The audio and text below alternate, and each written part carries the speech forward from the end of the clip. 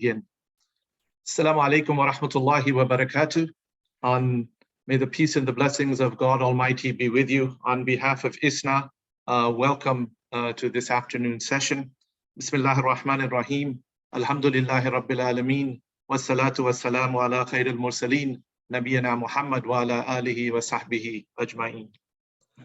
I hope and pray that you have been enjoying the conference from the morning. Very thought-provoking presentations, and I hope you've been able to take some strategies, some ideas and tools with you that you'll be able to use in your classrooms beginning on Tuesday, and then moving forward with short-term and long-term ideas and strategies for your school as a whole. We are very honored this afternoon that we have Dr. Faruk Rahmanovic with us, that he accepted our invitation, and we will be able to hear from him on this very powerful work that he has done. Born in Sarajevo, Bosnia, Dr. Faruk Rahmanovic came to the United States with his family as a war refugee in 1995. He earned his PhD in philosophy from the University of South Florida, his master's in philosophy from the University of Hawaii, and a BA in philosophy from Benedictine University. His research interests include ethics, political theory, comparative philosophy, and classical Chinese and Islamic thought. His work in critical thinking has led him to develop the claim shredder method. And in this session this afternoon, Dr. Faruk will guide us through his claim shredder method of critical thinking. I think we can all agree that critical thinking is an important component in all of our schools. You'll find it perhaps in your mission statement, in your expected school-wide learning results. This is what we want our students to have. Originally developed for academic purposes, the system draws on core philosophical ideas and is geared towards clear, concise, transparent, and directly applicable critical thinking. The system applies far beyond the academic setting, works with equal efficacy across the spectrum of academic, religious, professional, and personal spheres, and has been adopted by numerous Fortune 500 companies.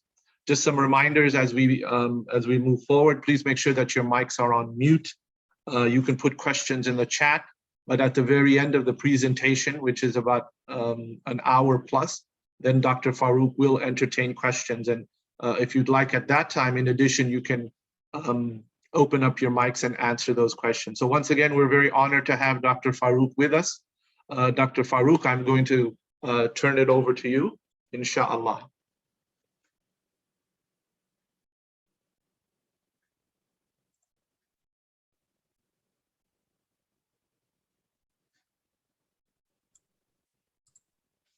All right, assalamu alaikum everybody and welcome. I'm Dr. Faruk Rahmanovic. I have a PhD of philosophy, and my specialization, amongst other things, includes critical thinking and applied ethics.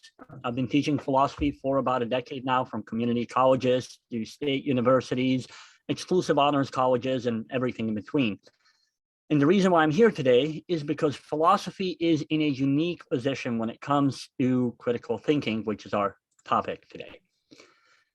So you see, every field of study teaches you problems and solutions of that field. If you take a bio course, you learn about biology problems and biology solutions. Go into physics and you learn about physics problems and solutions. Programming is programming problems and programming solutions. But if you take a philosophy class, you don't learn about philosophy problems and philosophy solutions. You learn about all problems and all solutions. And that's because philosophy studies thinking and the use of reason. And as it turns out, every other field of human inquiry is based on thinking and the use of reason. So it doesn't matter whether we're talking about biology or habits or fiqh or astrophysics, philosophy has access to every field because it's focused on that core skill set that each field has to use to function. And that makes philosophy something of a universal tool that can be used across the spectrum. And at the heart of philosophy is critical thinking. Now, obviously, critical thinking has become a common educational buzzword, and everybody wants more of it. Schools want more, students want more, standardized tests use more, employers, it's the second most sought after skill that employers ask for. And yet there is very little of it out there in terms of resources that's actually functional, that allows the students to apply the theory to the real world.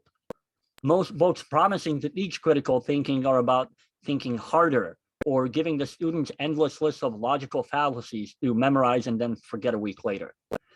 Now, to address this problem in my own courses, I developed the claim shredder method, and it's a system made specifically to be a step-by-step process that's as directly applicable as possible and which is accessible to everybody from about 5th grade up. The system has now a proven track of record in the classroom and in the professional setting. In fact, it has been adopted by those numerous Fortune 500 companies, and that's a system that we will be covering today. So first things first, what exactly is critical thinking?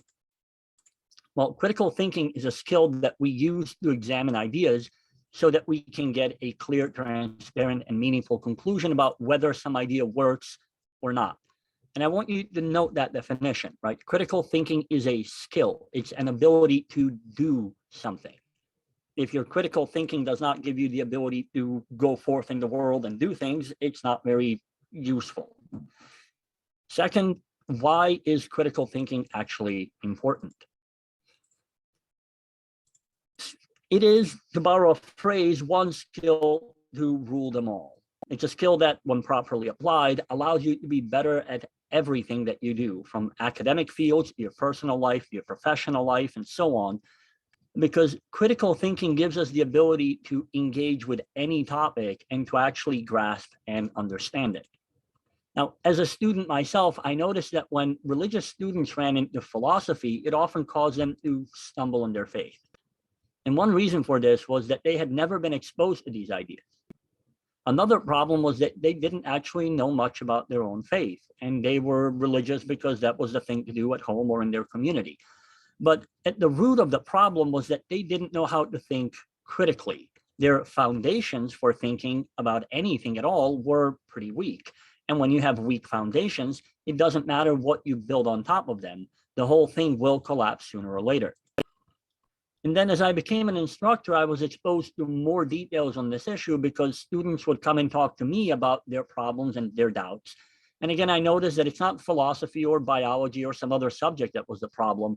Instead, the students didn't know how to properly understand and engage with ideas. Now, unfortunately, as many of you already know, schools rarely actually teach students how to think effectively. And this is true for secular and religious schools alike. Instead, the focus is generally on memorization and regurgitation of ideas without much comprehension. And in secular schools, it might be formulas and facts that will show up on standardized tests. In many Islamic schools, it's memorization of the Quran, the rules, and the rituals. And this produces students who can recite the ideas of their faith, but they don't really understand them. And this is like kids who memorize math formulas without any idea how or why they work. And so as soon as they run into a problem that's not exactly like the examples that they have seen, they get lost. And this leaves students in a particularly bad position because they feel like they know their faith because they can recite quite a lot of it, but they don't have any kind of a meaningful grasp on it. And even worse, when they're confronted with complex ideas, because they're unaware of their own ignorance, they tend to conclude that it must be their faith that's wrong. And that's the bad news. The good news is that with the right approach, critical thinking is not very hard to understand or to teach. Even better news is that the exact same critical thinking skills apply across all fields of study. And that means that critical thinking is a universal skill that you only need to learn once. And the best news today is that I'll be teaching you exactly how to do all of that. Now, before we get into the system itself, we need to take a moment to look at a core underlying concept here, the distinction between reason and emotion. And this matters because critical thinking is not just a modern idea in education, nor is it just limited to philosophy. It's a crucial Islamic concept. Whenever we come to any conclusion, whenever we make a choice or we decide to act, we can only do so on the basis of emotion or reason. Now, when we're talking about emotion, we don't just mean something like feeling happy or feeling sad. What we mean is the full spectrum of feelings and desires and wants and fears and so on. Hunger is a kind of emotion. In fact, it's an emotional drive to find sustenance. It's built into you from birth. Fear is an emotion, so is pain, anxiety, attraction, and so on. Emotions come with a whole set of their own problems. And most important of these for us is that emotions are ultimately not in your control, because emotions are not things that you do. They are things that happen to you. And so they come and go as they want, not as you want. And we can prove that. I want you to look at the screen in front of you right now, not the content on the screen, but the physical screen itself. All right. Now, when I snap my fingers, I want you to feel attracted to it. Does anybody feel attracted to their screen? No, because that's not how attraction works. You don't just pick it. How about just be happy and don't be depressed? Does that work? No, because if it did, all the psychologists would be out of a job. How about don't feel hungry or thirsty or irritable when you're fasting? You can't just wish away reality. So on top of that, our emotions change all the time. As a kid, you might have really been into My Little Pony or Dragon Ball Z, and now you're not. And you just love singing the wheels on the bus go round and round, but not anymore. Now you're into something else and you desire different things. Your favorite dessert changed, and so did your favorite color, your favorite movie and TV show, your interests, your likes, your dislikes, your preferences, who you are and are not attracted to. All of that changes in a way that you have no real control over. And this creates instability and makes emotions unreliable and ultimately unpredictable.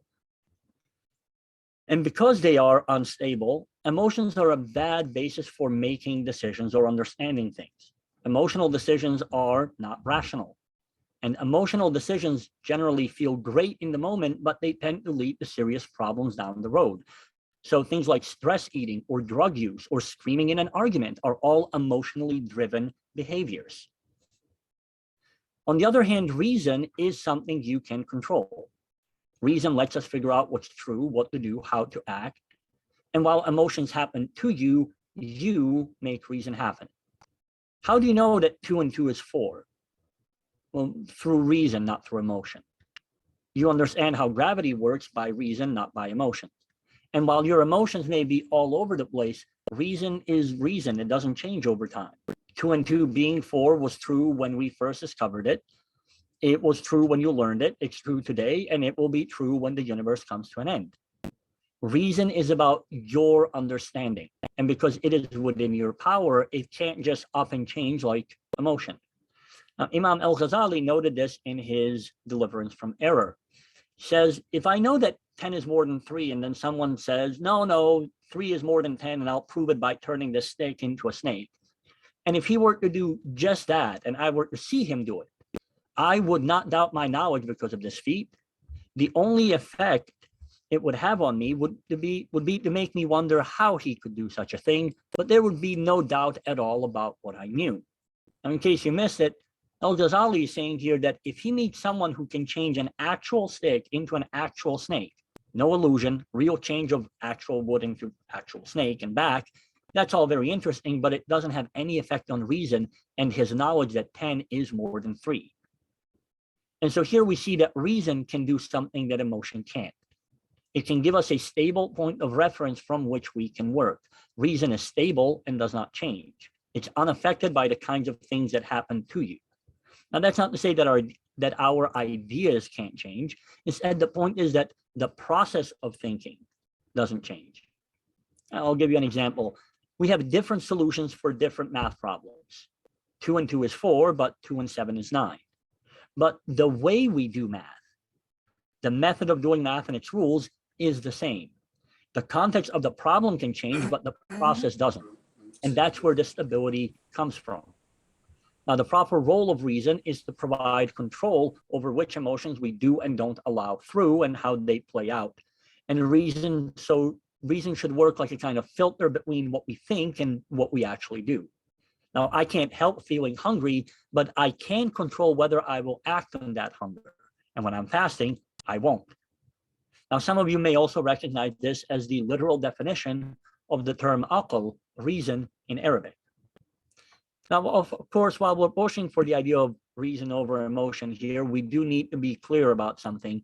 We're not arguing that emotions are bad or that we can get rid of them. Emotions are just part of what makes you human. And you need emotions as a guide to understanding the world, because if you didn't feel hunger or pain or fear, you wouldn't survive for very long. But when we look at the Quran, every instance where emotion runs the show, where emotion overrides reason, is an instance of something going terribly bad. Iblis failing to make sajda and then arguing with Allah is not a rational decision. The Pharaoh chasing Musa into the sea is not a rational decision. I mean, think about that one for a second. The Pharaoh knows that he himself cannot open the sea. He knows that he cannot keep the sea open. And still, he rushes into the sea to kill Musa, the same Musa for whom the sea has just opened. There isn't a trace of rationality behind that thought process.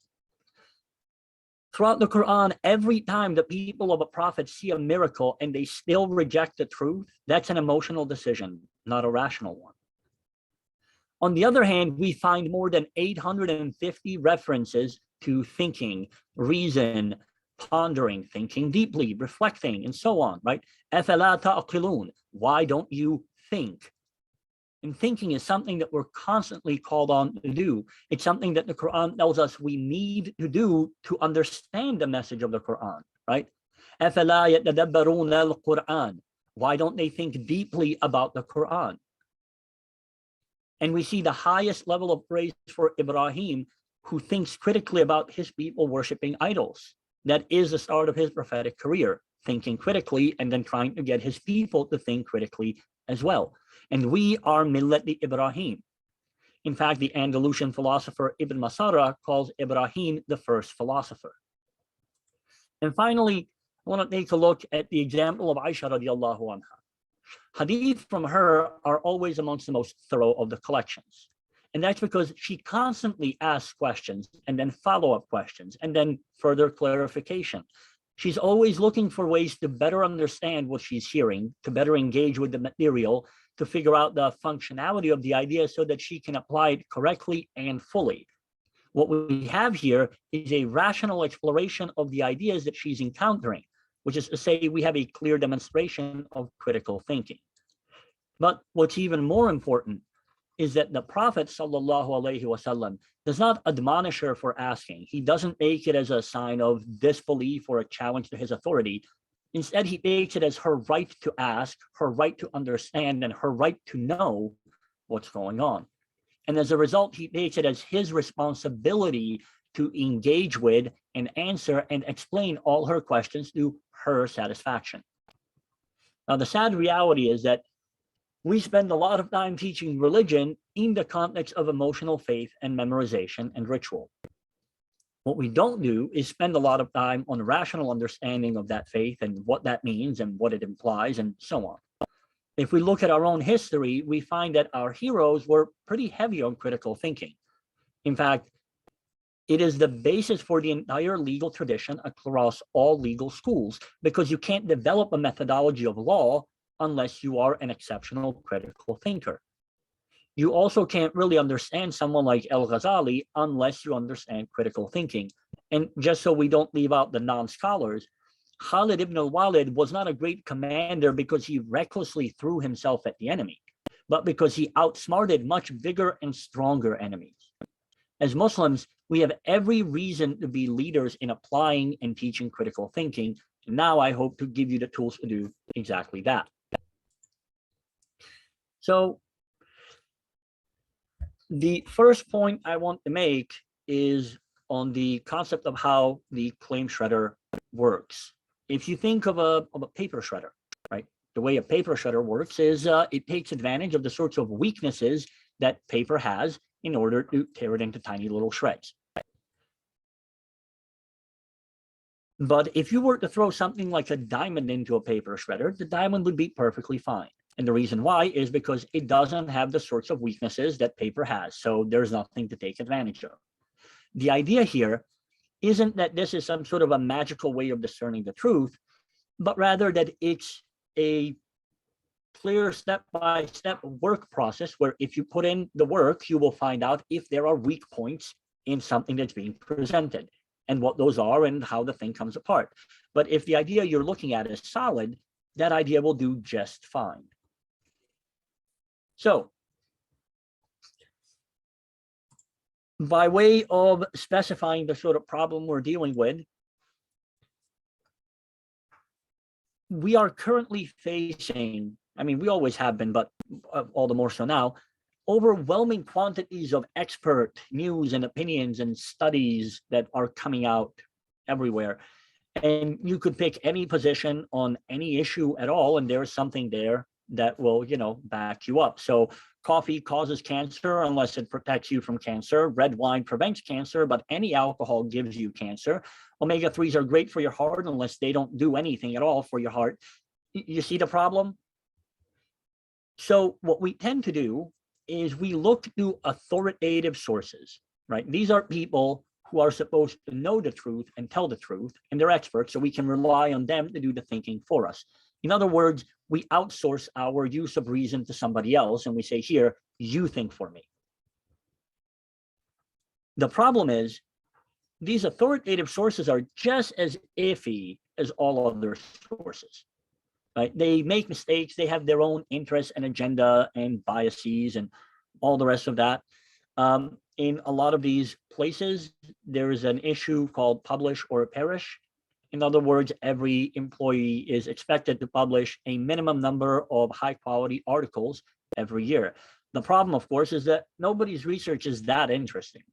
So you can't actually write 10 articles a year. So what do? You write the 2 articles that you can, and then you squint at your data really hard, and then you twist it into a pretzel, and now, ta-da, you have something that looks publishable, even though you know for a fact that it's really bad, right? It is not representative of reality, but you have to, otherwise you don't have a job.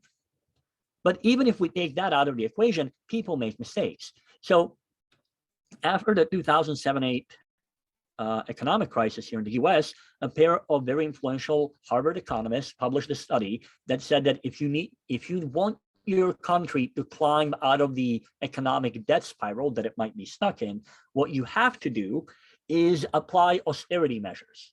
And that means you have to cut all social programs.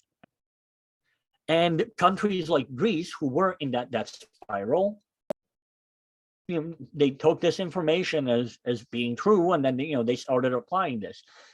The issue is, a couple of years later, somebody contacted these economists and they said, hey, can I take a look at your data? And the economists forwarded the data. And it turns out their data was in an Excel sheet.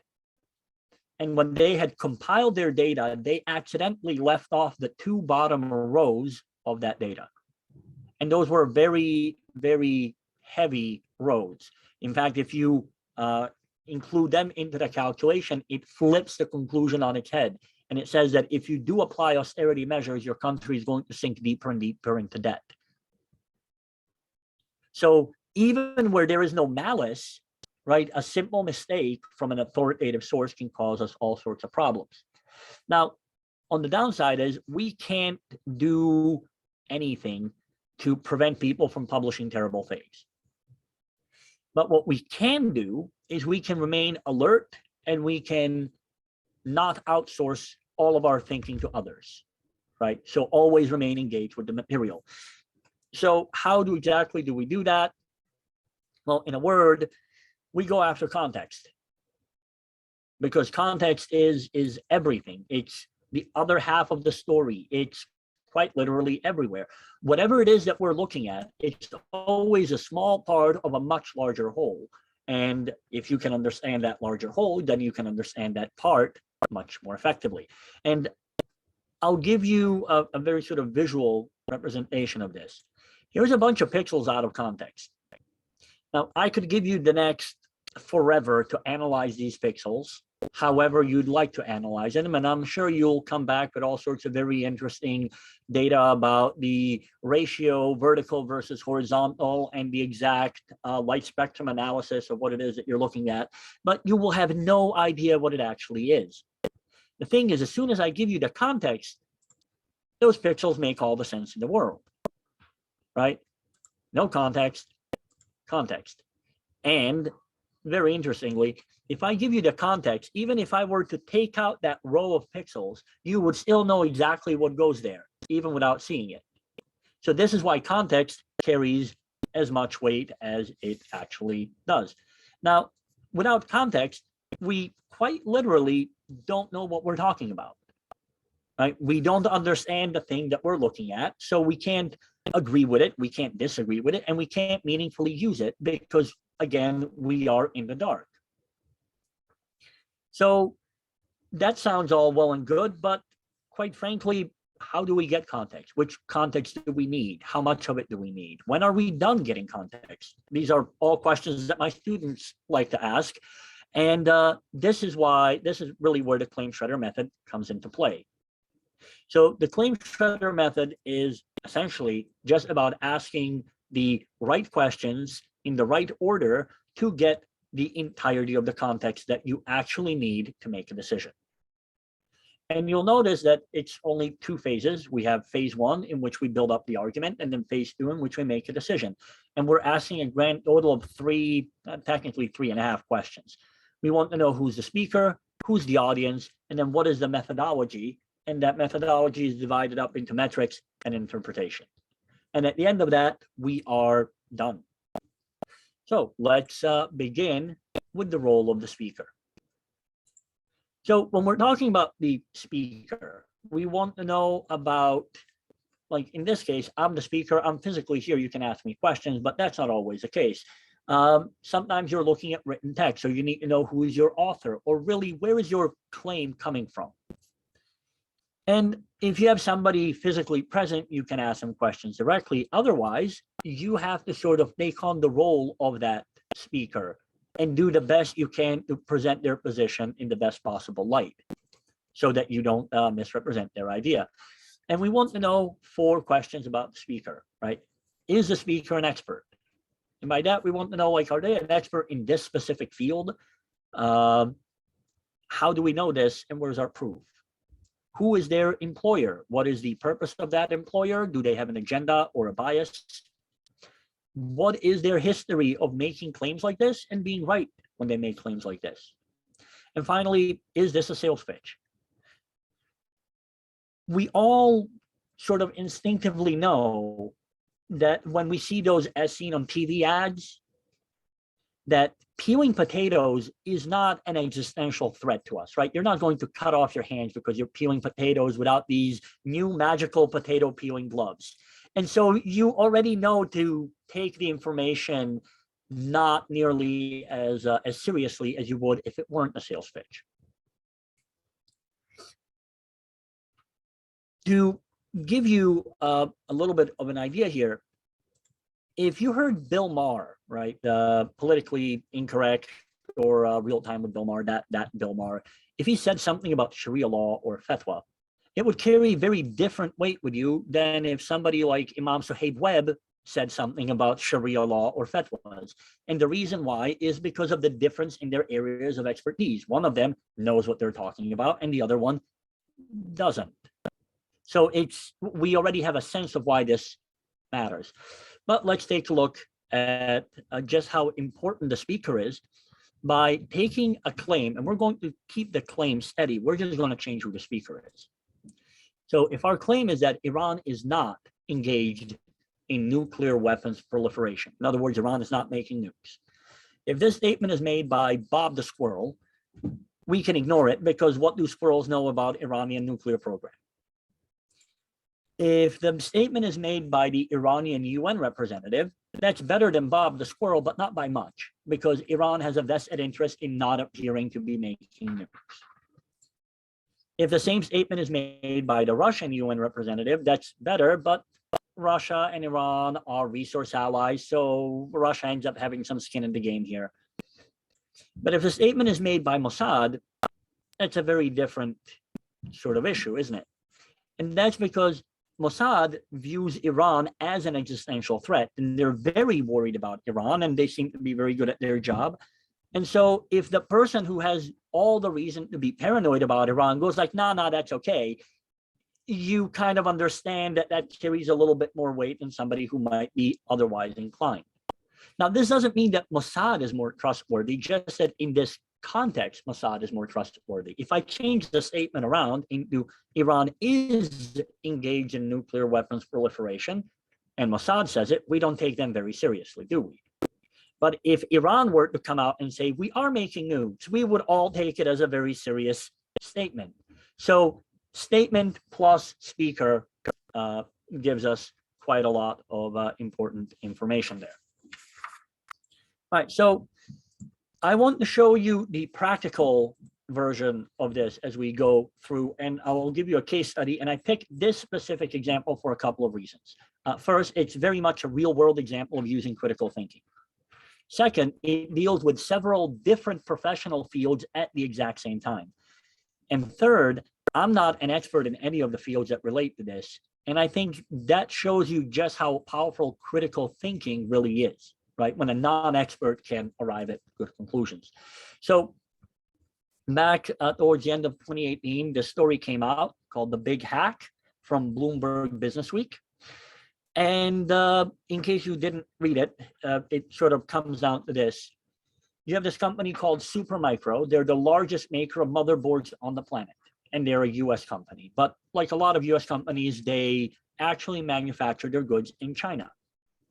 And so the story goes, the Chinese government forced those factories in China to put in a little microchip into those motherboards, and it tells the Chinese government what is happening on every machine that uses those motherboards. And those motherboards are used by Apple, by Amazon, by the US government, by the CIA, by everybody, right? So it's a major, major threat. And when the story just came out, NPR spent a week straight just talking to cybersecurity experts about, it's not how bad the problem is, it's just, it's sort of the depths of all the things that are now going to fall apart because this happened, right? So kind of a terrifying set of stories that popped up. Now, when I saw that, I was like, ooh, this looks like a good candidate for seeing whether the story is real or not, because there's all of this public panic. And so first things first, who wrote the story? And so I looked at the byline, and it gives us two people. And the first one is this guy by the name of Jordan Robertson. Now, all the information you're going to see is public information. I use Google, I use LinkedIn. There is no secret agent information here. This is available to everybody information. So I pulled up this guy, and I found his LinkedIn profile, and he's not an expert at cybersecurity. How do I know? Well, there's his education, right? Journalism degrees, but no security, no IP. Looked at his history, and he worked as a tech and security reporter for non-expert audiences, meaning that he's not writing for other cybersecurity professionals. But that tech reporter thing isn't really all that impressive. I mean, you write stories about Tickle Me Elmos and toasters for that position. Then he moved over to Bloomberg, where he was the cybersecurity reporter, but I read through those articles, and again, he's writing for people that are laymen in security. Then I found an article with an interview with him, and that turns out he's still not an expert. And what that means, why that's important, is that an expert can hear a story and they can put it into the right context on their own. But if you're not an expert, you have a much harder time figuring out that context, unless, of course, you happen to be using the claim shredder. And then as I'm skimming through the rest of his stories, I noticed that he's really not above making his headlines into clickbait. And that happens anytime you have a very bombastic headline, but the content of the article doesn't match that bombastic tone. And so here, the Equifax hack, that's when hundreds of millions of Americans' social security numbers and other things from Equifax were hacked into. And the headline says that the Equifax hacks has the hallmarks of state-sponsored probes. That means we were hacked by Russia, China, or North Korea, and that all three of those options are terrifying. But then you actually read the article, and you get a quote like, others involved in the investigation aren't so sure, saying that the evidence is or points in other directions. And this really caught my eye, because I thought, well, Bloomberg Businessweek is not a tabloid, right? It's a very serious newspaper for investors. How is, clickbaity headlines getting there? So I did some digging into that to figure out the employer side of things. And here's what we found. Bloomberg actually confirmed that they give financial incentives, that is cash bonuses, to journalists who write stories that move the market. So if there's a lot of buying or selling as a result of the story, you get a lot of money. And so this gives the journalists an incentive for breaking the story first and getting clicks and getting people up into a panic. And this story was huge because the company, Supermicro, actually lost 60-something% of their stock value in the first day, and then it bounced back up to 47% loss. It's giant. So I thought, that's kind of interesting. And the last thing I noticed is that our speaker has a pattern of using anonymous sources. Now, a lot of journalists use anonymous sources, right? You can't cite your sources all the time because, they might lose their jobs. But this guy does it for all the key points in his articles. So it's always like, trust me, I know a guy. That's sort of what the stories come down to. And that felt a little off. So with that speaker done, I took a look at the other guy there, and it's just more of the same, right? There is the education, there is the work history, there is essentially it's the same dude, just copy pasted. All right, so that already started ringing a couple of bells in my head. And with that, we're done with what it takes to understand the speaker. Not particularly long a process. Next up is the question of audience. Now, when we are talking about the audience, we want to know who is the intended recipient of some communication. And we want to know that because it will explain the nuance of phrasing that we're seeing, right? You speak to boards of directors differently than you talk to janitors. You use different kinds of jargons with people who are in field and out of field. If a doctor tells you that you have a very big boo-boo, that's fine if you're 3 years old, but if you're an adult, you need a new doctor, right? So being able to understand that connection, right? Like, why is the person talking this way is kind of important. And that will indicate the sort of speaker intention that we have going on. Now, obviously, if you've been around kids, you've noticed that students and kids talk very differently when they're alone as opposed to when an adult walks into the room, right? There's an automatic shift in the style because their audience just changed. It went from peers to adults also in the room. And if you've ever seen kids talk about something that they know, like if they're talking about video games, they all know it, but you don't. It sounds like they're speaking a foreign language. And that's because they all share reference points and a level of understanding that you don't have. So understanding who that audience is helps clarify all sorts of stuff. So let's take a look here. We have two questions that we want to be able to answer for audience besides who is the intended recipient. The first question is, what is the formatting and data type? So are we looking at a narrative? Is somebody just telling us a story? Are they giving us a presentation with detailed technical terms, numbers and percents and all the rest of that?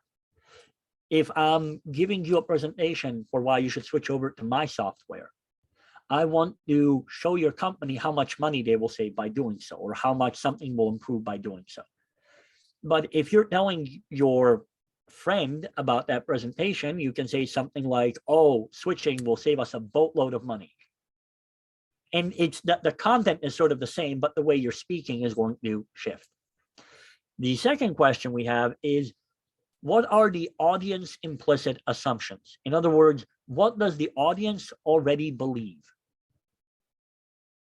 Because whatever the audience already believes, whatever we're already on the same page about, I don't have to explain, and I can rely on that information to communicate.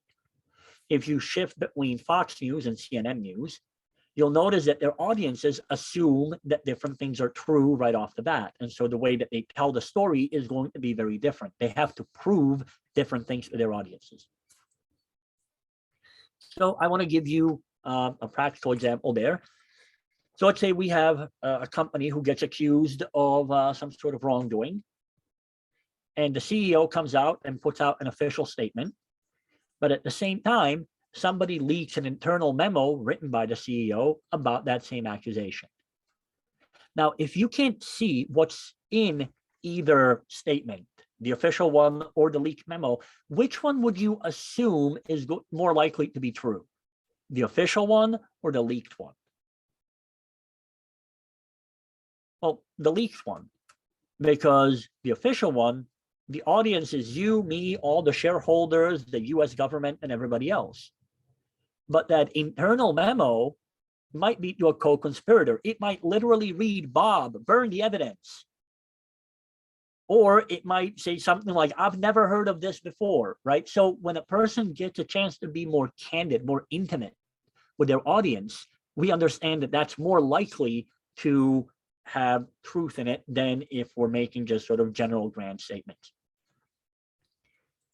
So let's take a look back at our case study. Who is the intended recipient of this communication, of that article? Well, given the fact that it's written by a pair of Bloomberg journalists and published on Bloomberg, I assume that it must have been the Bloomberg audience. If you have no idea who the Bloomberg audience is, don't worry, neither did I. I had to go Google it. And then it turns out that the Bloomberg audience is a bunch of business and investment-oriented people, and they are not cybersecurity technical, right? They're people who want to know where to put their money and where to take their money from. The details are sort of irrelevant. What is the formatting and data type of this article? Well, as you read it, you see that it's a pretty simplified narrative structure. The guy's telling a story and taking us along for a ride. There are bits of jargon here and there, but there is no data anywhere in there. And what are the implicit assumptions of that Bloomberg audience? Well, given the fact that this isn't the only article with a bunch of anonymous sources, the audience is accepting the authenticity and sincerity of these anonymous sources, so long as they're presented by this authoritative outlet, and they take Bloomberg to be an authoritative outlet. That's it. That's our audience. Next up, metrics, and then we're done with the argument buildup. But first, there are 2 points I need you to remember. The first one is that all data is biased. Now, that sounds a little weird, but it shouldn't. Just think of it this way. There are infinite number of data points out there in the world. Whenever you're collecting data for anything, you can't collect an infinity of data. So what do you collect? Well, you collect things that you assume are relevant. And no matter what you think is relevant, that only is ever an infinitesimal part of the overall whole. Now, do we all always agree about what is and isn't relevant? No, we don't. Have you thought that something is relevant and then it turns out that it's not relevant? Yeah, that's happened. Have you thought that something isn't relevant and then it turns out it is? Yeah, that's happened too. So you're working on an assumption that the information is going to be relevant. And everybody does this, right? You're not alone. And I'll give you an example there. If your internet goes out, you are likely to go and check your router. Why? Because you assume that whether or not your router is on is relevant for whether or not you have internet. Do you go outside and check the position of Venus relative to Neptune? Probably not. Now, that is a data point, but you assume that it's not relevant, and so you throw it out. Now, it could turn out that you have been hacked by a hacker who puts a lot of emphasis on astrology, and he only hacked you because those planets are in phase, and then when they're out of phase, he will unhack you. It's unlikely, but it could be possible, right? So we need to know this because we can't rely on other people collecting the data that we think is relevant. We actually have to check whether what they have collected is relevant to us, because if it's not, we are going to draw some very weird conclusions. The second point is that you can interpret the exact same data an infinite number of ways. Sounds a little weird, right? Like, aren't facts facts? Well, it turns out that the facts are the same, but interpretation isn't in the facts. If it were, then we would all agree on everything. But let's say that it were a fact that Tesla lost 50% of its share value today. If you've never heard of Tesla or the stock market, that has absolutely no meaning to you. If your life savings are in Tesla stock and you're supposed to retire tomorrow, that is terrible news. If your life savings are in Tesla stock, but you're 18, you're probably fine. And if you did a short sale of Tesla stock yesterday, then you're a very rich person. Don't do short sales, they're haram, but besides the point. So the data is the same, but the interpretation changes, because interpretation is sort of a tool that we choose to use to understand some phenomenon. And again, this matters to us because we can't just assume that the work that other people have done matches our own interpretation and our own ideas of what is and isn't relevant. So instead, we want to focus on the idea of functionality. Now, functionality is the degree to which the methodology that's being used provides us with a coherent, explanatory, and actionable conclusion for our purposes. And I can't stress this part enough. For our purposes. If I decide to buy everybody here a pair of flip-flops, and I do the most extensive laser measuring of everybody's feet in order to buy everybody the most comfortable set of flip-flops ever made, that might be the greatest data collection of your foot sizes there is. But if Bob decides to buy you all your favorite Starbucks drink tomorrow, my data isn't very useful for what he's trying to do, because your foot size and your favorite Starbucks drink are not very correlated, are they? So just the fact that I have data about you does not mean that Bob just gets to use it and have it make sense. It has to be functional for what it is that he is trying to do with it. Very important. All right, so with that out of the way, let's take a look at the first part of methodology, which is metrics. When we are talking about metrics, we have 4 questions. We want to know what is being measured and how is it being measured. Now, in case you're thinking, what if what I'm hearing about isn't about measurement? It's not a problem. What is being claimed? What is the idea? And how is it being claimed? What is the justification for it, right? We need to know what is the terminology and are the definitions of that terminology clear? It's kind of important here, right? For example, we hear a lot of talk about success, but how do you define the term? Is it in terms of a degree you have, your job title, the job you have, the money, the house, and the car? Well, if it's by that definition, then the Pharaoh is the most successful being there ever was. Right. On the other hand, Quran has its own definition by which it measures success, right? And so in Surah Baqarah, right, it says, أُولَٰئِكَ عَلَىٰ هُدًى مِّن رَبِّهِمْ وَأُولَٰئِكَ هُمُ الْمُفْلِحُونَ. Those are the ones who will be successful, right? So there's a very different definition of success. Just because you think you understand the term, you can't rely on the fact that your definition is the relevant one. You have to check their definition in order to be able to understand them. Finally, we need to know whether the content that we're looking at is original or if it's borrowed. Now, this matters because if the content is borrowed, then you are sort of relying on me having understood it correctly and then having correctly presented it to you. And that's never a safe bet. So if the information in a claim came from somewhere else, you have to pause, go to that source, and then run through this entire process again. I realize that's a little slow, but it's the only way to make sure that the relevance of the data and the interpretation of it actually makes sense. If I cite somebody who doesn't exist on a study that doesn't exist, and you just believe me, then you can very easily be misled.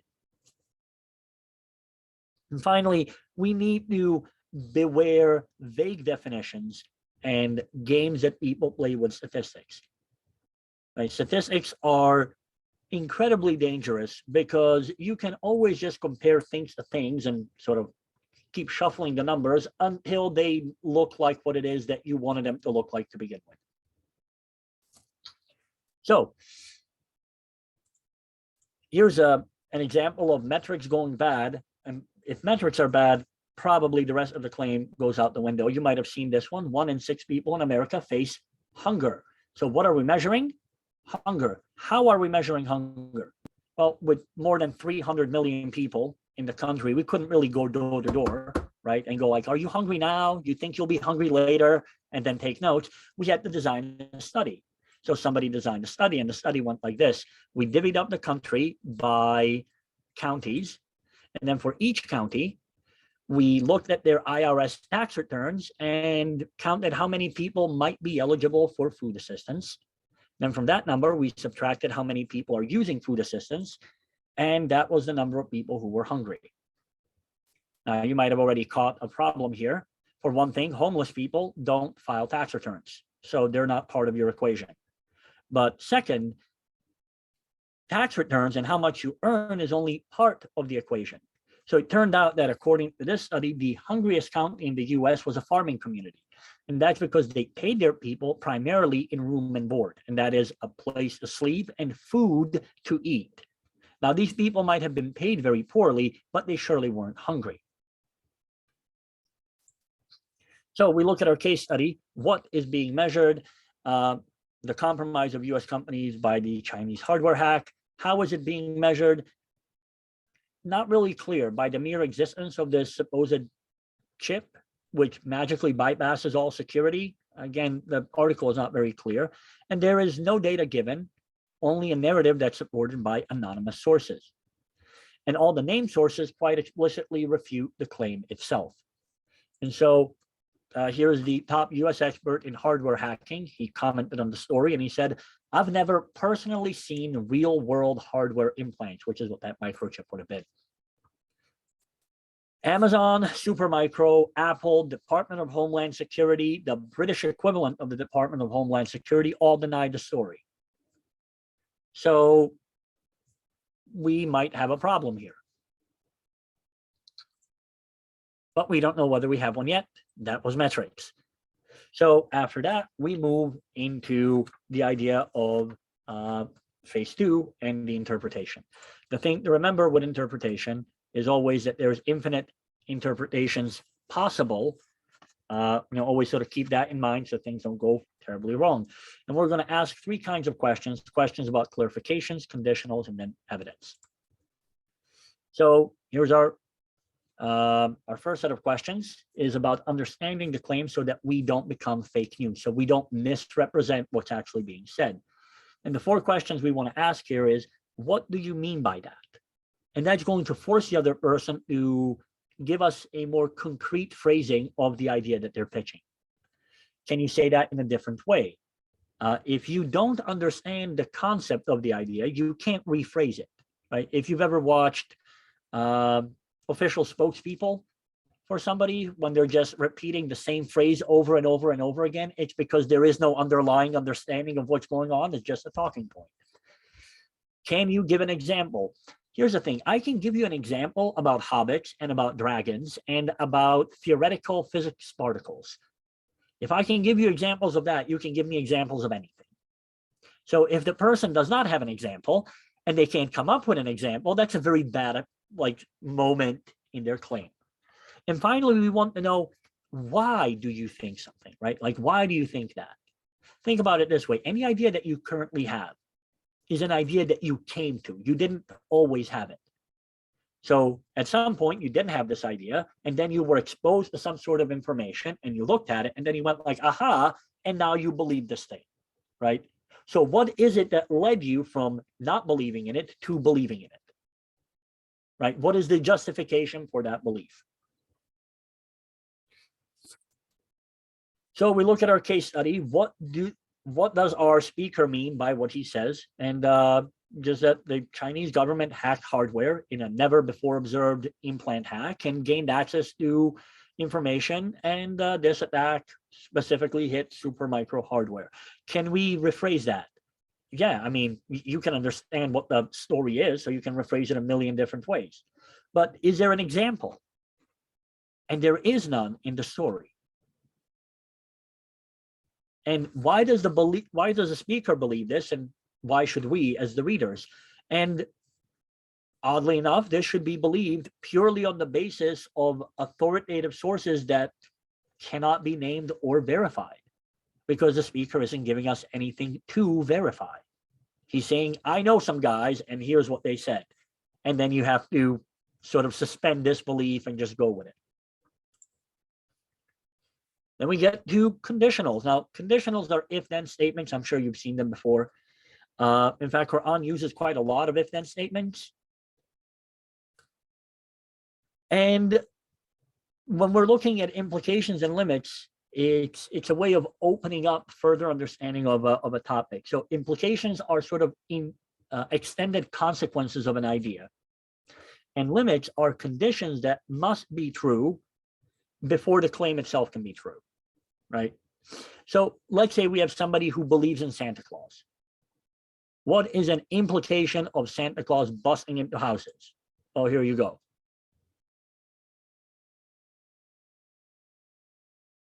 Now, if Santa Claus is going to make that run and deliver all the toys in a single evening, there are some speed limits that he's going to have to observe.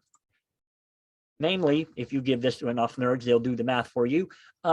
Santa's sleigh has to move at 650 miles per second in order to make this run, right? So that is a limit. When we're talking about implications and limits, we're also looking at things like rules and exceptions. And that allows us to better understand what it is that we're actually looking at. So in terms of conditionals, we only ask 3 questions.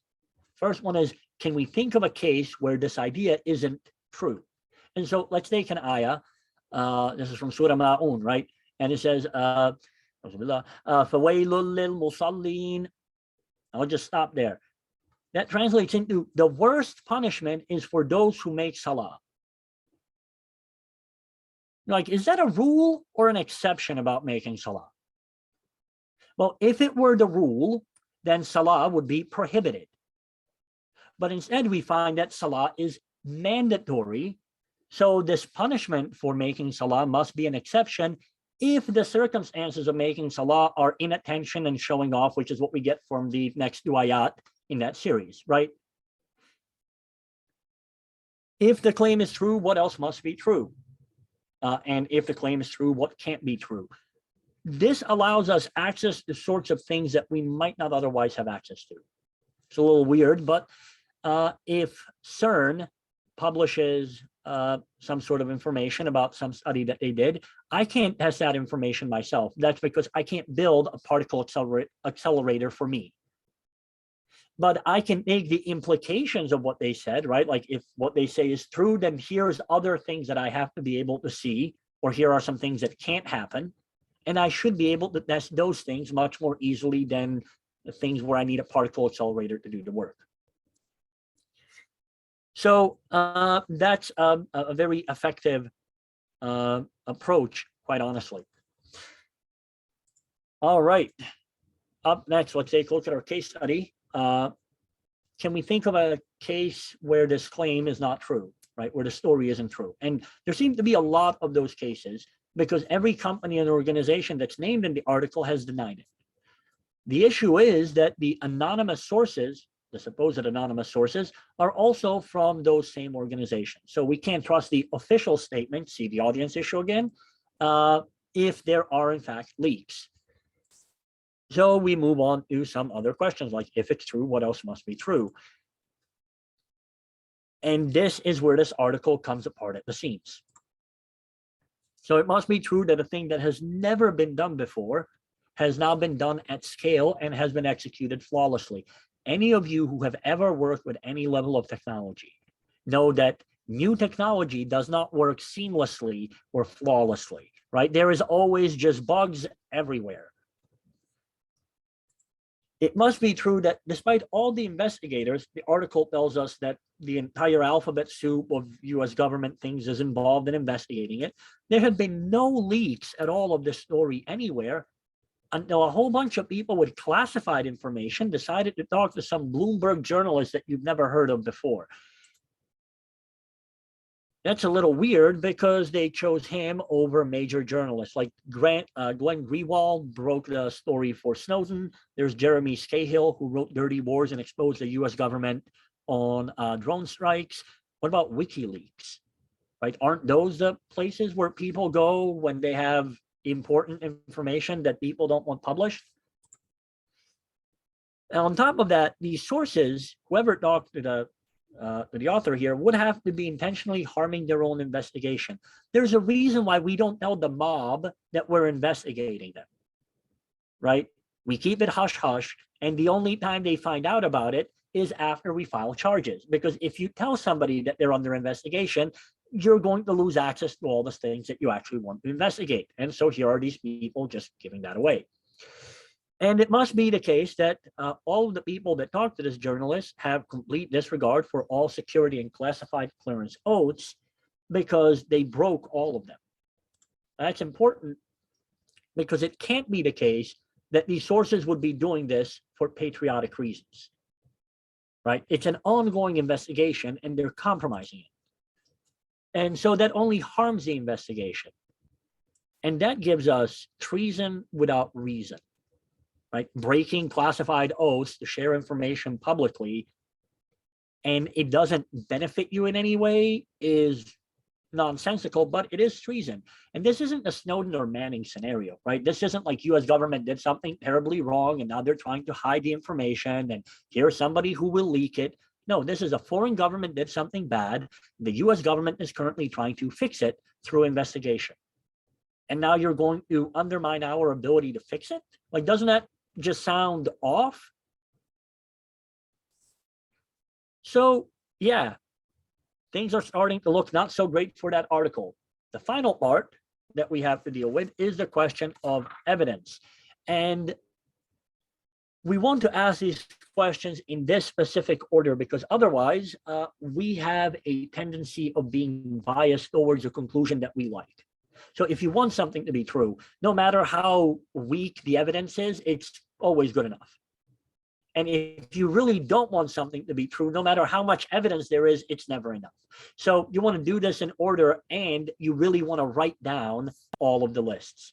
So you ask yourself, what kind of evidence would I need to believe this story in such a way as to account for all the weak points that I've seen so far?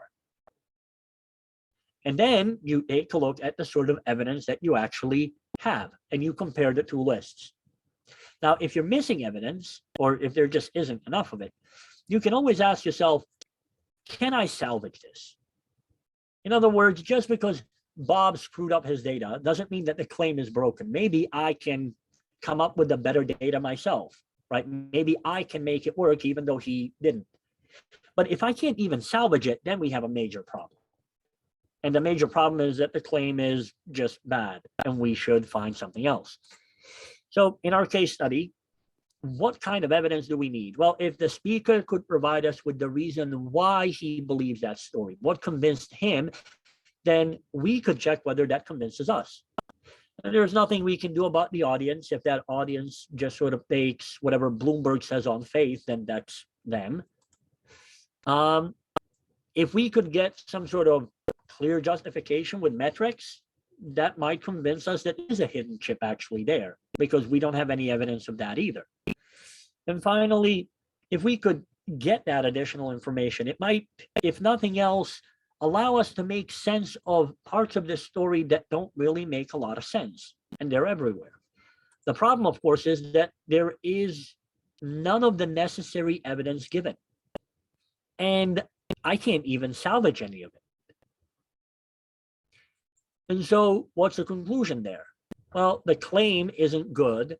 The claim isn't even bad, right? The claim is a full-on dumpster fire. The thing is, the cybersecurity people and the public media lost their collective minds when the story came out for a rather long period of time. It took me 2 hours to go through this, beginning to end. And so the claim shredder outperformed a multi-billion-dollar cybersecurity industry because it did in 2 hours what it took them 6 to 8 weeks to do. The claim shredder also outperformed Wall Street, which took 18 months to bring the bring the Supermicro stock back up to its pre-story price. The thing is, I'm not an investor and I'm not a cybersecurity professional. I know essentially nothing about either of those fields, but I think it goes to show you that critical thinking works across fields in very different settings, and it doesn't require you to have expertise in each and every field that you're looking at, because every field depends on thinking and the use of reason the same way. So if you can master that, you can lean into every field out there and be able to make sense of it. And whether you're teaching at a private or public school, whether you're teaching secular or religious subjects, critical thinking process is a crucial one to being properly able to understand and explore the material, being able to tell the difference between good and bad ideas and claims. It doesn't matter if you're looking at biology or fiqh or social media. If we can't tell the difference between what is true and what is fishy, we're going to end up having major problems.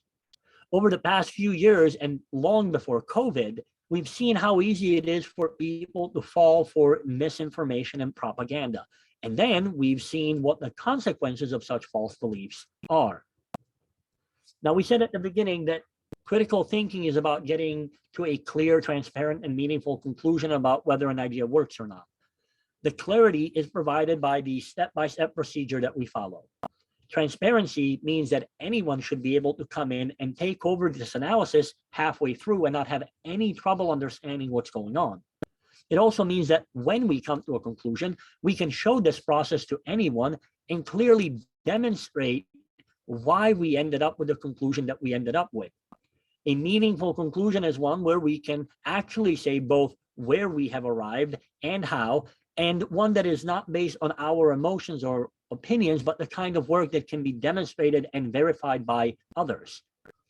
And additionally, since we're interested in maximizing our educational potential, the claim shredder does something else for us. It teaches us and our students how to test our own ideas, to anticipate issues and questions when we are writing and presenting our own ideas.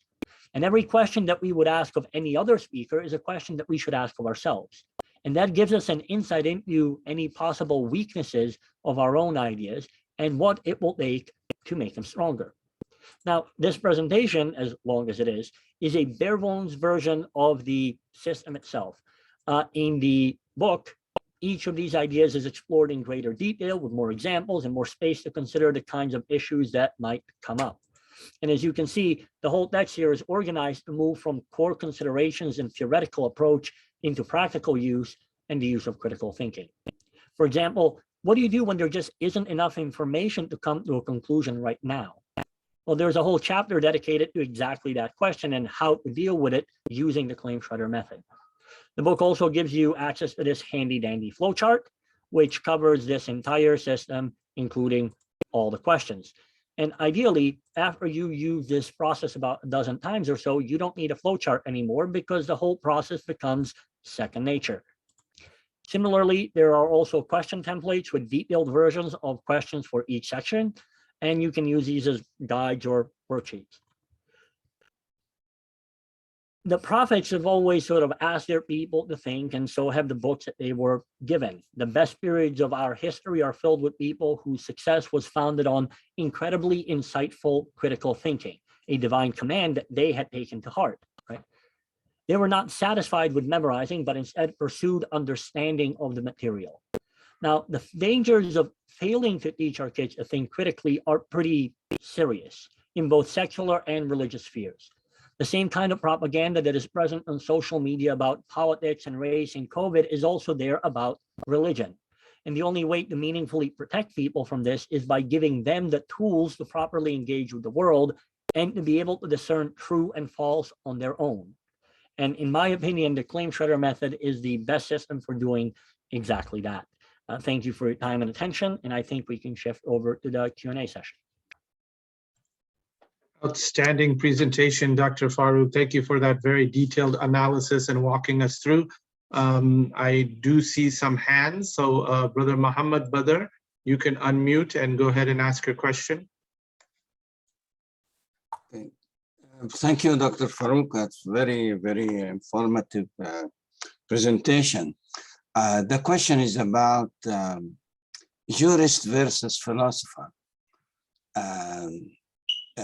I heard about tadabbur, and it's very important. Allah gave us brain to make use of. Even Al-Ghazali, he made the interpretation of the Quran, yet he used tahafut al-falasifa. So this culture, how can we reduce the difference? Because I think there is some deficiency in understanding Quran in one way or the other.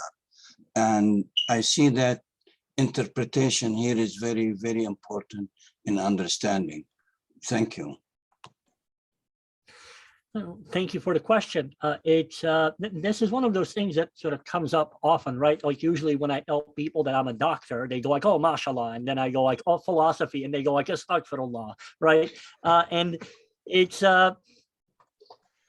the sort of critical point, I think, is especially with a system like this isn't about, let's say, overriding revelation with what I happen to think, right? It's a way of exploring what you are given, right?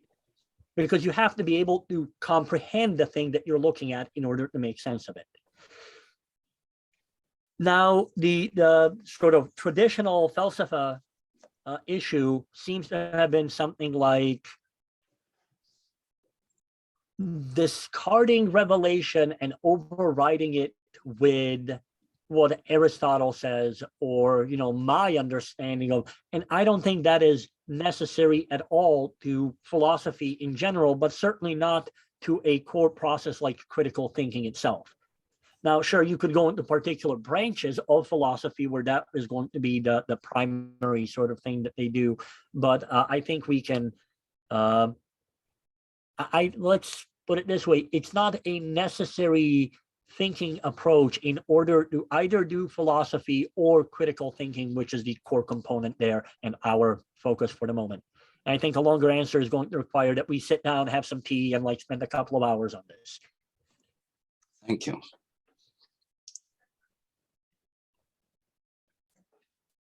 Any other questions?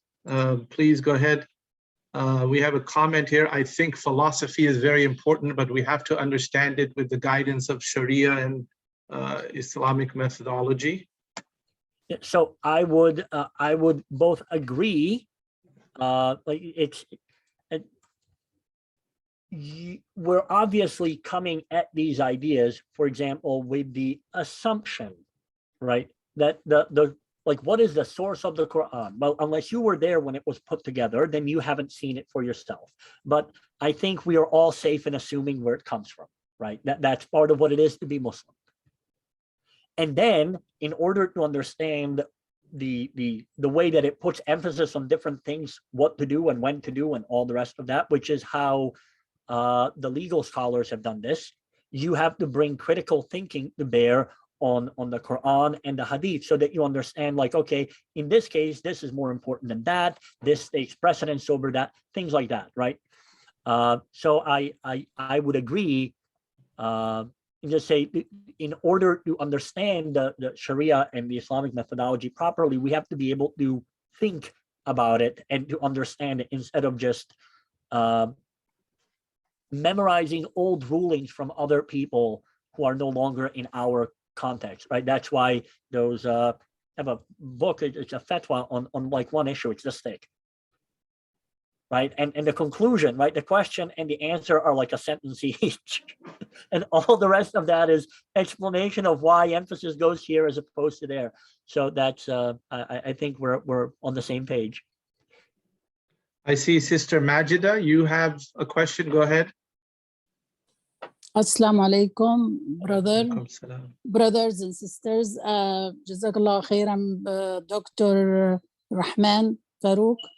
The question has just crossed my mind.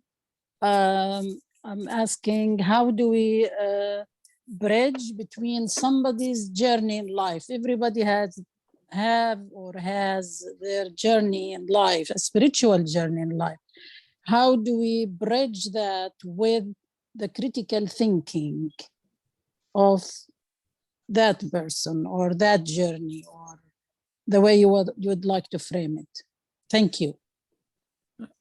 So experience is highly subjective. It's highly personal, right? My feelings are my own, And to a certain extent, your feelings can't be wrong. If I feel hungry, then I'm hungry, whether I'm hungry or not.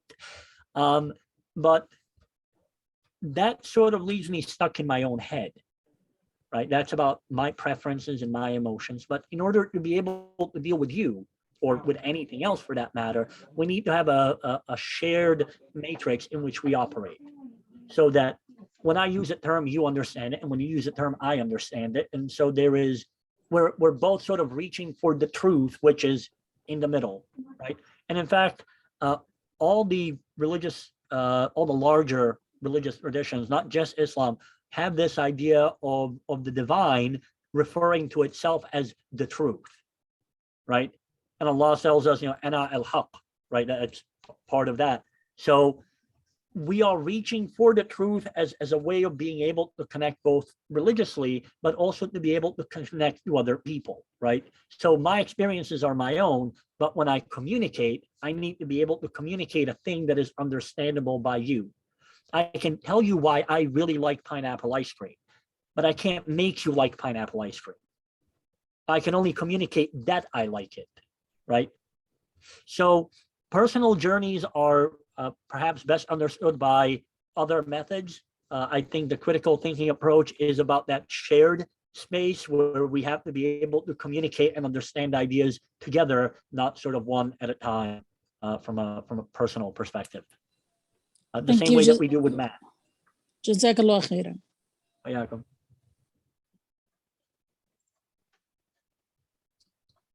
Any additional questions, thoughts, reflections?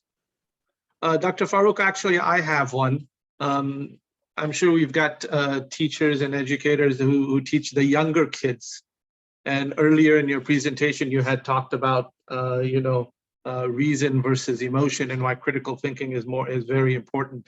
So let's say if you're an elementary teacher or even a preschool, Montessori, those young age kids, how do you start instilling that practice of critical thinking at those ages, especially when it's all about emotions?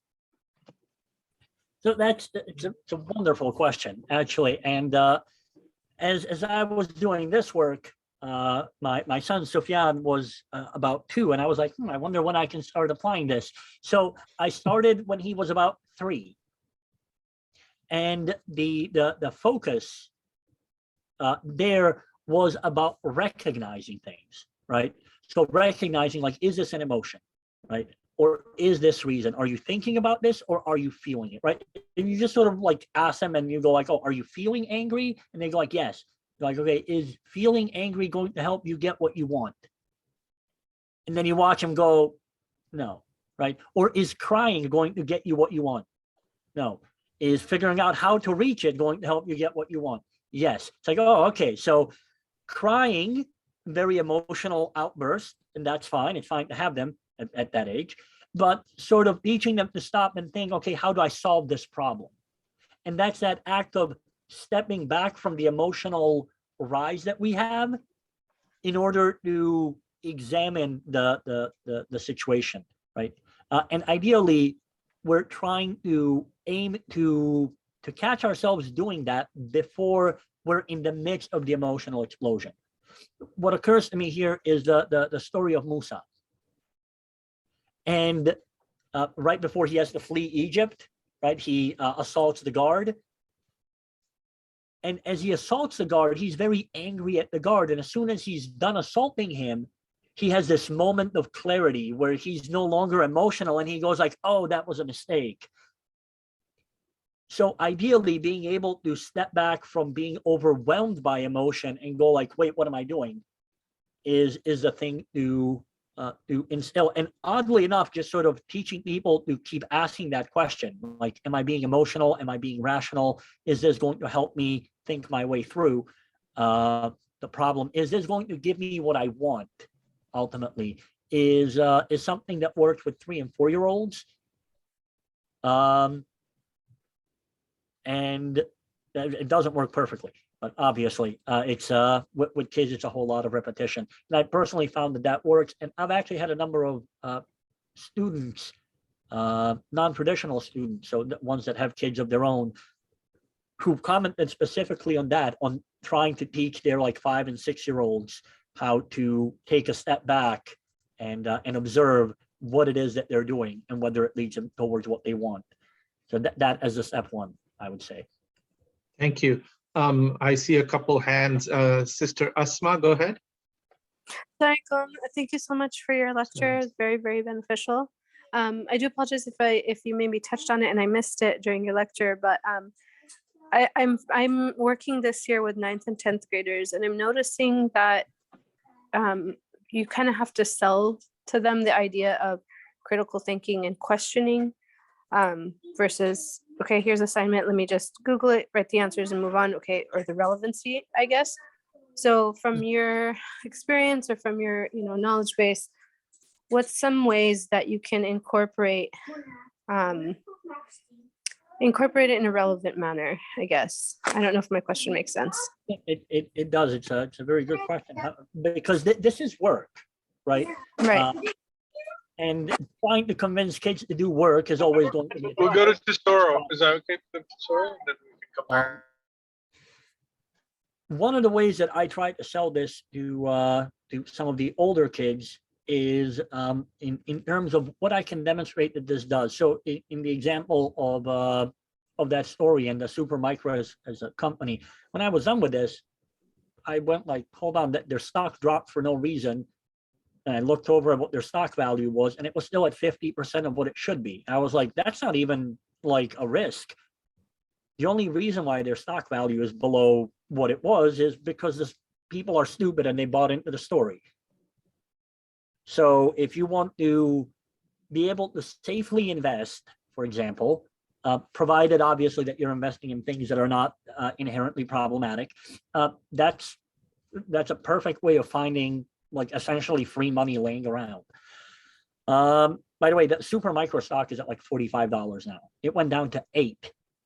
I want you to understand just how massive of a gap that is there. But if you can find examples of like essentially case studies of what they happen to be interested in, that would work. The other thing to do, at least for me, is I make my assignments not about the conclusion they come to. I make it about the process.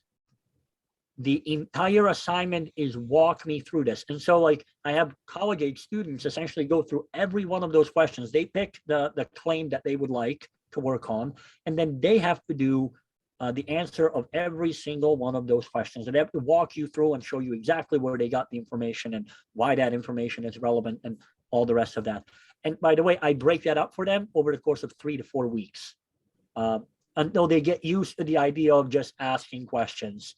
But yeah, I think if you take away the reward for being done with an assignment rather than showing you the work that they're doing, that helps incentivize them for the grade, because that work has to be done by them. There is nowhere to Google it from. Thank you. I see Sister Majida, you have another question. Go for it. Yes, I have another question. The question is not very much related to curriculum, but it's just a question that a teacher like me who teaches in the public school and teaching high school, that sometimes I'm encountering these issues. Like, for example, I can give you an example. A student approached me and say to me, I am gay. What do you think? So my question is, how do I respond to him definitely, but from your perspective, how do I respond to him from a critical thinking point of view, and how do I, for example, convey to him how to stimulate critical thinking in his mind, the student? So yeah, I think I understand the question, and this is I mean the name Claim Shredder, I realize sounds very aggressive, like we're coming after you and we'll take down your claims. But the main point of the approach is not actually to go after people's ideas, but primarily to understand how other people have come to their conclusions. Now, I don't need to agree with anybody. In fact, nobody can change anybody else's mind, right? I can't change yours. You can't change mine. I can't change Bob's, right? And we can sort of understand this from a prophetic stance. If anybody would have been able to just say things to change people's minds, it would have been the prophets, right? Best qualified, best equipped to do this. And yet when Yes. they speak, people still don't want to accept. All we can do is we can give people ideas to think about. And then Yes. it's on them to do all the work. Now, the specific there actually is almost irrelevant. But for example, a question of like, okay, well, what sort of a person do you want to be? And by that, what I mean is everybody has an idea of who their own ideal self is. Who do you want to become? And what is that person like? And what sort of an environment would that person live in? And what would be the meaning of that environment, right? So I have students that say things like, I don't care about ethics. I just want to make money. And I go like, okay, well, what would then your ideal version of yourself be? And what would the world look like where people like you, like that ideal version of you, were around? And it doesn't take, but a couple of questions to make them go like, oh, well, maybe there need to be some restrictions about how money is earned, because just exploiting people means that they're putting themselves at risk of being exploited and so on and so forth. But ultimately, whatever a person is okay with, that's just what they like, that's what they have, and we can't do anything about it. So any idea of like, I'll change your mind, like that has never worked in the history of ever. And I mean, if somebody make the example of Isa, he brings a person back from the dead,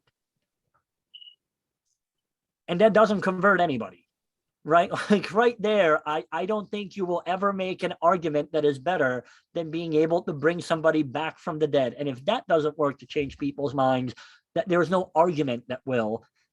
People have to change their own minds, and all we can do is give them tools with which to understand the world, and we can try to understand how they built up their ideas. And then if they have holes in those ideas, we can go like, you should probably fix that, because I don't think that's going to hold. Yes, I agree with you. Thank you, brother. We're coming to the close of our session. We do have one last question I see. I'm going to request Sister Maya, go ahead and ask your question, and then we have concluding thoughts. Assalamu alaikum, everybody. Assalamu alaikum, Dr. Faruk. Thank you for this very interesting presentation. I wanted to see how you think about what I think. I believe that as educators, we shouldn't just teach students how to be critical thinkers. We ourselves should be critical thinkers first. And it's so hard. Sometimes it gets annoying to be a critical thinker. Like whenever I sit down and write my tests, you mentioned data collection and bias. Am I writing a fair test that's not biased? When I get the scores of the students, are these scores that are, accurate and not biased? When I think about the ELA curriculum, I teach ELA in history for 6th graders. Is it a curriculum that is not biased? So what are your insights on that? And what advice do you have for me to probably think a little bit in a less critical way? Very good question, right? I think maybe to a certain extent, we as educators, we are biased, because what we want our students to think about, what we want them to work on, is stuff that we're teaching, right? And rather obviously, they have other classes that they have to do too. And great, the other teacher can teach them how to do math, right? I'm teaching them history. So obviously my exams have to be, focused on history, or in my personal case, on philosophy, on ethics, and biomedical ethics, and whatever. But in terms of what goes in there, I have to be honest, for example, I don't like to use tests. Me too. And This is and awesome. part of the reason is that's kind of like pushing a person and going like, what can you remember right now about something? And if they woke up badly, or if they had a problem that day, or if whatever, like a whole million things can throw you off. Instead, I have my students do a whole lot of writing assignments for which they have time, and which aren't about, as I mentioned for Sister Esma, they're not about giving me the answer I want. They're about showing me their thinking process, and then I can evaluate that. I mean, I have students that talk about sports figures or rappers or what do you call it? Medical imaging equipment repair. But the actual thought process is the same, even though the content isn't the same, the methodology is the same, right?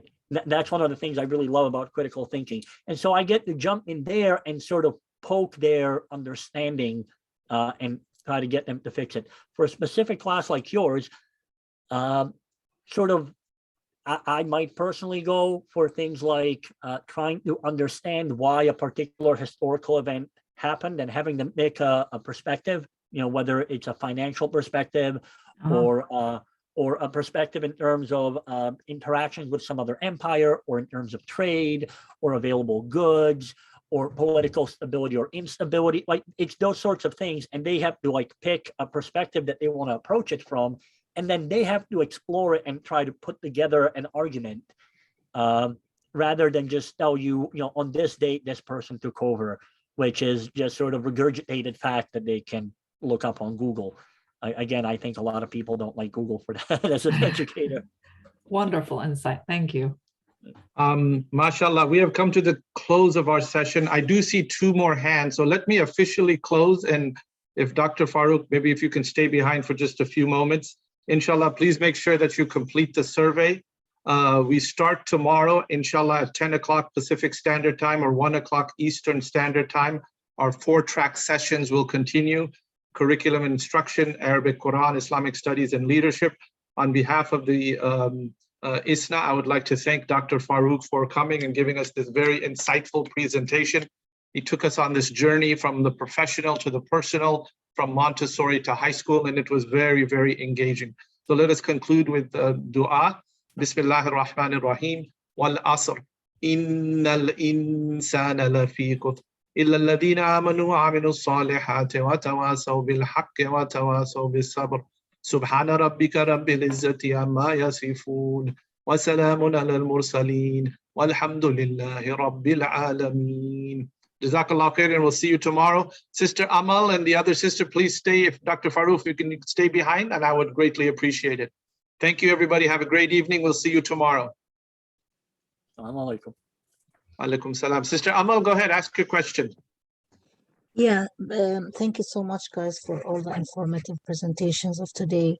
My question is about the critical thinking in the language of Arabic and Quran, especially Quran. Like when I teach Quran, okay, unless I give a lot of efforts on explaining the meaning of the ayat and the takeaways and the lessons, then there will be no any critical thinking process happening in teaching Quran to young kids, unless they understand it. For the effort now on the teachers, it will be massive and big for her to transform the knowledge of thinking to those kids in order for them to understand it. My concern is that since our focus on in those presentations, on those lectures, is on Muslim kids, how can we apply the critical thinking on a subject like Quran and with minimum knowledge? I expect my little ones, my students, especially the younger ones, to go deep in thinking about every ayah. They barely understand the words or understand even the basic words like about their religion. So how can we apply critical thinking in a subject like Quran? So I've actually had a chance to do this with a group of fourth graders that somebody gave me for Sunday school back in Hawaii. We have a grand total of one masjid between the 7 islands, and it was close to my home, and so I volunteered because what else are you going to do? And it turns out there's an approach to, let's call it communications approach, called Philosophy for Children, P4C, that is highly valuable. And what it is, it's a process of asking a question and then letting the kids essentially do the talking while you just serve as a moderator. And so I did this. This is, I think, 11 fourth graders. And they did not know the meaning of Surah Al-Fatiha at all. They had never seen it before, ever. And I thought that was rather strange, but you know, they all knew the Arabic words, but they didn't understand any Arabic. So I just put down in as plain English as I could the translation on a whiteboard, and then I asked them to sort of put it into sections, like how many sections do they think that this surah has? And the trick is, I don't want to give them the answer. I want them to work it out. And again, it's about them thinking. So one kid looked at it and they went like, oh, it has 2 sections, right? Like the first 5 ayat, and then they're looking at it. And then another kid goes like, well, I mean, these 2 in the middle don't really sort of seem to be like part of either thing. So it looks like it's really 3 sections. And then like, you know, they sit there and they discuss and and now the content that's coming out reads, and this, by the way, is from 11-year-olds. It reads very much like if you were reading Tafsir Ibn Kathir, just by giving them the space. Now, granted, it's not a particularly complex surah, right? And it's all in one place, and you know they can see the entire thing. But letting them try to work it out, and then if they seem to be going, if they conclude off track, then you come in and ask them a question, right? Like wherever they took the wrong turn, you take them back to that, and you go like, well, couldn't you also understand it this way? Or, oh, but doesn't this sort of contradict the thing that you said earlier? And then they go like, oh, okay, right. And then they keep working. So even with almost nothing known, and I've done this actually when I teach Geoperspective Middle East for honors students, I give them Surah Fatiha and a couple of other surahs, and I go like in translation, obviously, and I go like, give me an outline of where you think the important points are and how these things fit together. These are non-Muslim students. They have never seen the Quran before. They've never read any of it before, but because they're taught how to think their way through and how to like attempt to question themselves when they come to a conclusion, they do a pretty decent job of organizing, you know, ideas and like how they clump together and which one's going to be the rule and which one's going to be the exception. And so I think it's about giving them the space to do that and not expecting them to come out with a single answer. You know, like how many ayat in Surah Asr, and there's only one right answer, right? 3. But if you are giving them the space to think and then justify their positions, that I think is what works much more effectively to get them to critically think about the content of the Quran. MashaAllah. Thank you, Dr. Faruk, for staying behind. Thank you, everybody. Inshallah, we will see you tomorrow. Jazakallah khair and have a beautiful evening. Assalamu alaikum wa rahmatullah.